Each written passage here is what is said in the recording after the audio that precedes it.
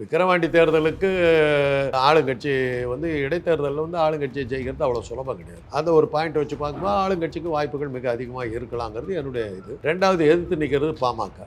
பாமக அவனுடைய இது அரசியல் நடவடிக்கைகள்லாம் உலகறிஞ்ச ஒரு விஷயம். அவங்க ஜாதி இருந்தாலொழிய அங்கே காப்பாற்றுறதுக்கு யாராவது இருக்காங்களாங்கிறது தெரியல. ரெண்டாவது அவர் யார் பின்னணி நிலைக்கிறாங்கன்னா பாஜக.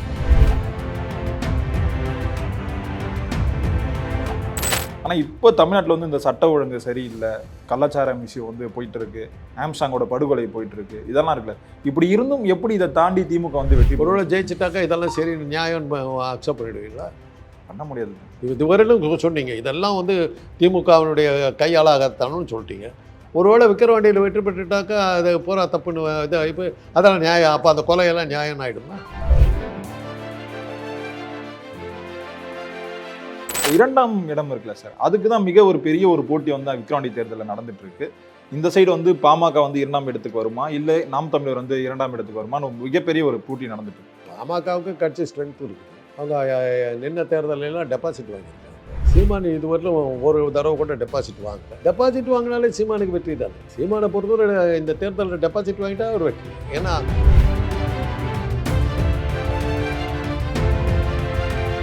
மூணாவது பெரிய கட்சின்னு சொல்லிச்சு இதே தேர்தல் ஆணையம். ஒவ்வொரு தடவையும் பார்த்தீங்கன்னா தேர்தல் ஆணையத்தில் ஏதோ ஒரு அங்கீகாரம் வாங்கிட்டு இருக்காரு. அதில் என்ன தெரியுது? பாஜகவுடைய பி டீம் வருங்கிறதுக்கு அதுக்கு அது கூட என்ன ஆதாரம் இருக்குது? இந்த தேர்தல் வந்து இப்போ அதிமுக வந்து போட்டியிடல சார். அவங்களுடைய ஓட்டுகள்லாம் வந்து நாம் தமிழர் கேட்கிறாங்கன்னு சொல்கிறாங்க. இருந்தால் போடட்டுமே. முதல்ல அதிமுக ஓட்டு இருக்கா? எந்த அதிமுக சொல்கிறீங்க? 4 கட்சி இருக்கு.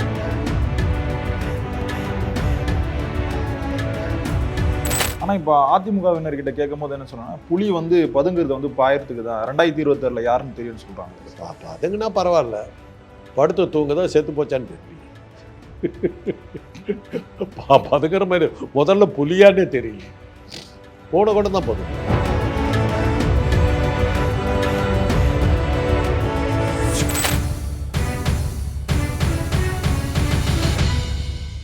இப்போ தமிழ்நாட்டில் வந்து இந்த விக்கிரவாண்டி தேர்தல் வந்து ஒரு மிகப்பெரிய தாக்கத்தையே ஏற்படுத்தியிருக்குன்னு சொல்லலாம் சார். இப்போ இந்த தேர்தலில் யார் வெற்றி பெறுவாங்கன்னு சொல்ல முடியுமா சார்? யார் வெற்றி பெற்றா எனக்கு என்ன? யார் வெற்றி பெறணுன்றது அவங்க தான் வெற்றி பெறுவாங்க. அதெல்லாம் ஒன்றும் பெரிய இது இல்லை. விக்கிரவாண்டி தேர்தலுக்கு ஆளுங்கட்சி வந்து இடைத்தேர்தலில் வந்து ஆளுங்கட்சியை ஜெயிக்கிறது அவ்வளோ சுலபம் கிடையாது. அந்த ஒரு பாயிண்ட் வச்சு பார்க்கும்போது ஆளுங்கட்சிக்கு வாய்ப்புகள் மிக அதிகமாக இருக்கலாங்கிறது என்னுடைய இது. ரெண்டாவது எதிர்த்து நிற்கிறது பாமக.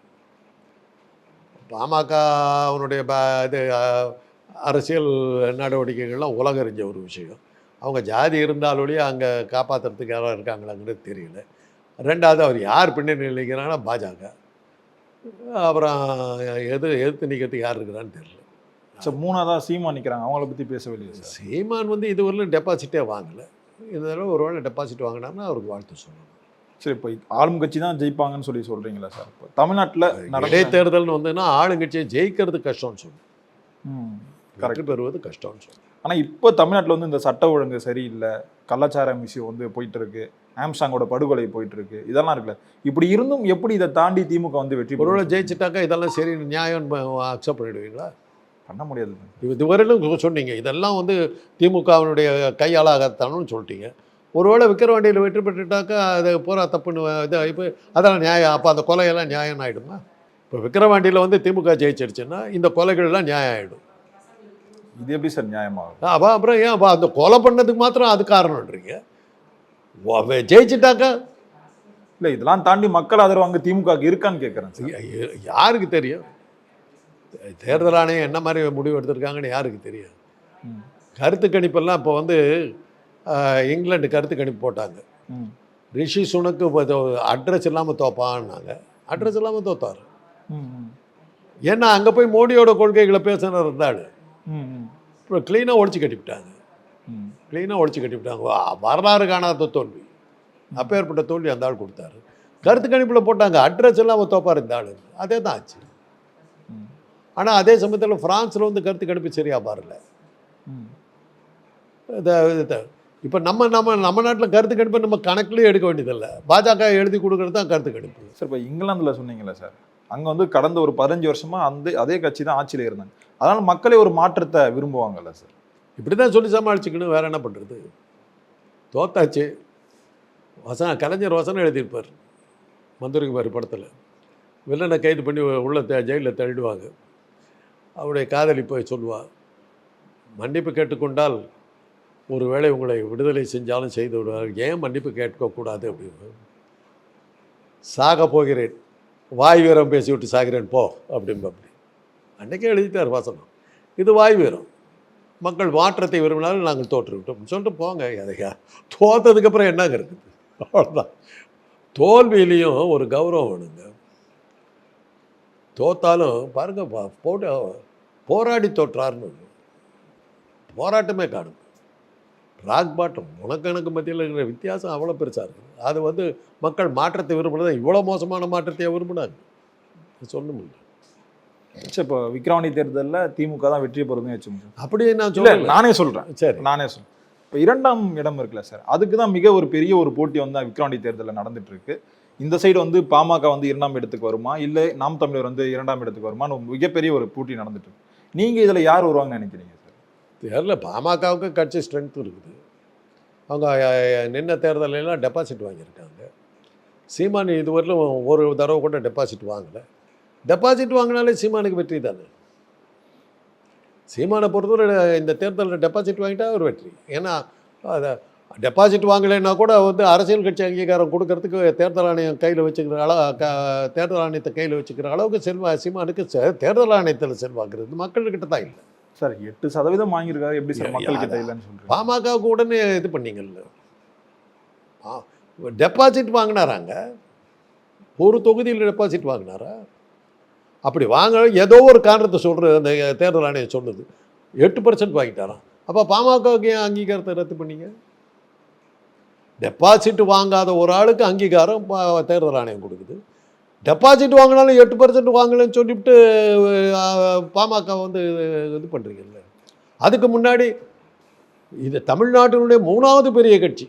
ஒரு இடத்துல கூட டெபாசிட் வாங்காத சீமான் கட்சி 3வது பெரிய கட்சின்னு சொல்லிச்சு இதே தேர்தல் ஆணையம். ஒவ்வொரு தடவையும் பார்த்தீங்கன்னா தேர்தல் ஆணையத்தில் ஏதோ ஒரு அங்கீகாரம் வாங்கிட்டு இருக்காரு. அதில் என்ன தெரியுது? பாஜகவுடைய பி டீம் வருங்கிறதுக்கு அது கூட என்ன ஆதாரம் இருக்குது?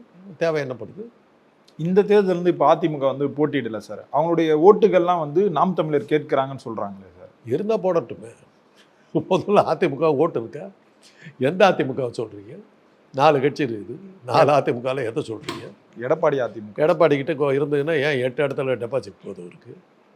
கேட்டால் சொல்கிறார், போன தடவையோட 1% ஓட்டு ஜாஸ்தி வாங்கி விட்டாங்க. இதை விட கேவலம் என்ன இருக்க முடியும்?